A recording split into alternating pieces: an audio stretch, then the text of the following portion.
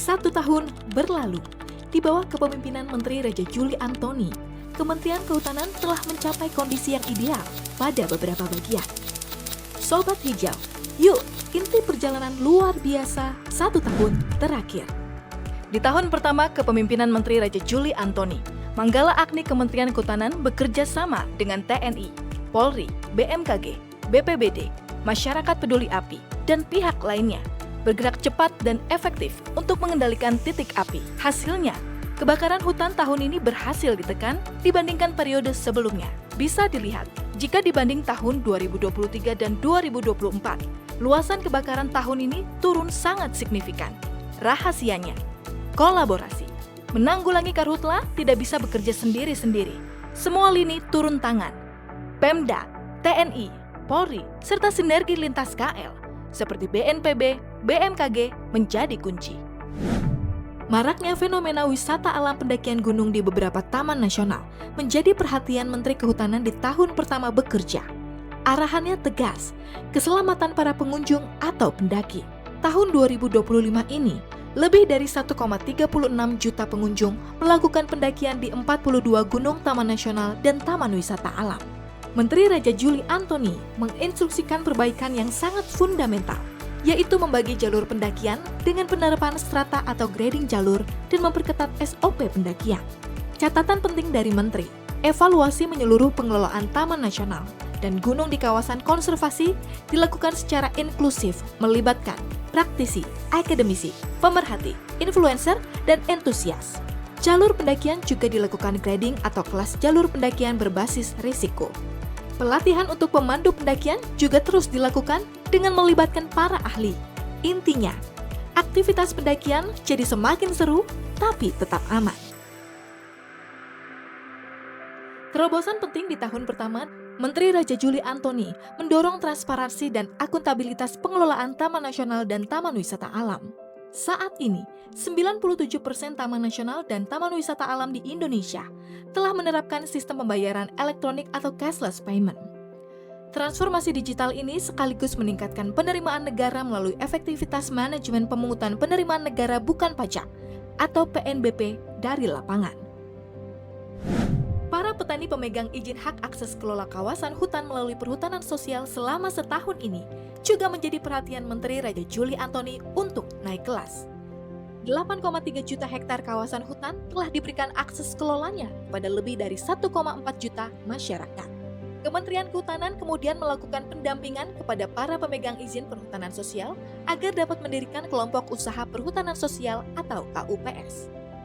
Hingga saat ini, 15.811 KUPS telah berdiri dengan berbagai komoditas seperti kopi, madu, gula aren, kerajinan rotan, jasa lingkungan ekowisata, serta produk hasil hutan bukan kayu lainnya.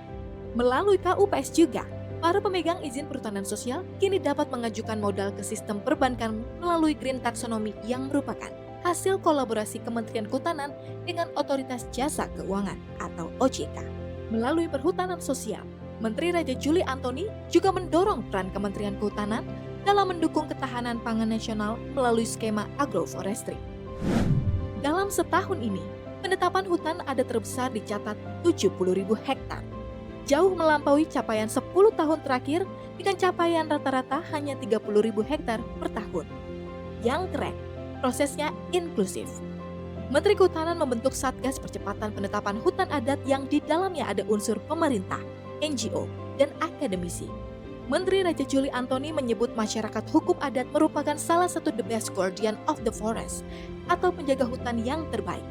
Hal ini lantaran keterlibatan masyarakat hukum adat dalam pengelolaan hutan adat secara lestari. Menteri Raja Antoni selalu berucap jika kehadiran para mitra adalah salah satu faktor pendukung menyelesaikan kerja-kerja kehutanan. Kementerian Kehutanan tidak mungkin bekerja sendiri mengelola sektor kehutanan yang sangat luas juga kompleks permasalahannya. Setahun ini, kerjasama dengan mitra global seperti WWF, BOSF, dan lembaga internasional lainnya makin solid. Semua demi satu tujuan, ekosistem yang lestari, satwa yang terlindungi, dan masa depan hutan yang lebih hijau.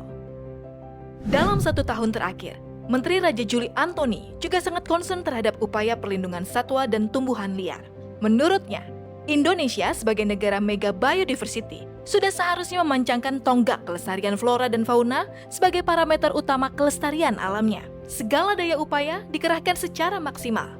Dari translokasi badak di ujung kulon, pembangunan koridor gajah di Aceh, pelepas liaran satwa dilindungi seperti harimau Sumatera, orangutan, banteng Jawa, dan sejumlah satwa dilindungi lainnya kembali ke habitatnya, menjadi bukti 1 tahun kinerja Menteri Kehutanan Raja Juli Antoni menjaga alam Indonesia. Sejak diluncurkan pada tahun 2023, pasar karbon Indonesia belum berjalan optimal. Volume transaksi masih rendah akibat belum kuatnya regulasi dan tata kelola. Menanggapi kondisi tersebut, Menteri Kehutanan Raja Juli Antoni mengambil peran sentral untuk mengurai kebuntuan regulasi dan mengonsolidasikan berbagai pihak, mulai dari kementerian teknis, pelaku usaha, hingga lembaga internasional agar pasar karbon dapat berfungsi sebagaimana mestinya. Melalui proses koordinasi dan advokasi intensif, upaya tersebut berujung pada terbitnya Peraturan Presiden Nomor 110 Tahun 2025 tentang penyelenggaraan instrumen nilai ekonomi karbon. Kebijakan ini menjadi salah satu capaian penting 1 tahun kepemimpinan Menteri Kehutanan.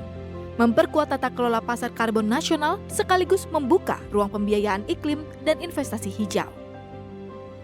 1 tahun bukan waktu yang panjang, tapi 1 tahun ini langkah-langkah besar sudah dimulai.